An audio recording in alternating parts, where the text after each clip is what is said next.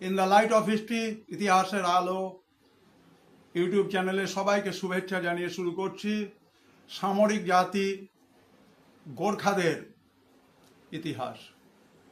অষ্টাদশ শতকের মাঝামাঝি থেকে গোর্খারা হিমালয়ের উত্তর অংশে তাদের প্রভাব প্রতিপত্তি বিস্তার শুরু করে। বিশেষভাবে পৃথ্বীনারায়ণ সার সুযোগ্য নেতৃত্বে গোর্খারা বিস্তীর্ণ অঞ্চল কুমায়ুন গাহরওয়াল নেপাল তাদের অধীনে আনতে সক্ষম হন। পরবর্তীকালে অমর বাহাদুর থাপারও নেতৃত্বে গোর্খারা অপ্রতিরোধ্য জাতিতে পরিণত হয়।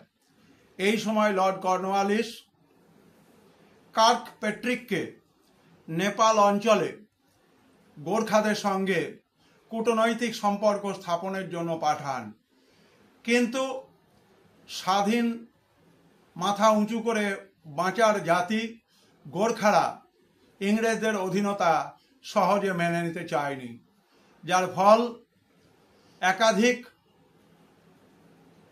ইংরেজদের সঙ্গে নেপালি গোর্খাদের যুদ্ধ হয়েছিল, যাকে ইতিহাসে অ্যাংলো নেপালিজ ওয়ার বা অ্যাংলো গোর্খা ওয়ার, ইঙ্গো নেপালি বা ইঙ্গো গোর্খা যুদ্ধ বলা হয়।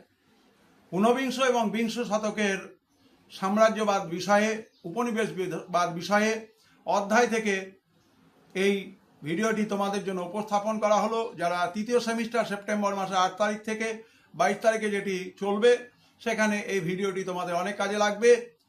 In the light off history, ইতিহাসের আলো ইউটিউব চ্যানেলকে তোমরা সাবস্ক্রাইব করো, শেয়ার করো, যাতে করে তোমরা এই ভিডিওগুলো সহজে পেতে পারো। সবাই ভালো থেকো।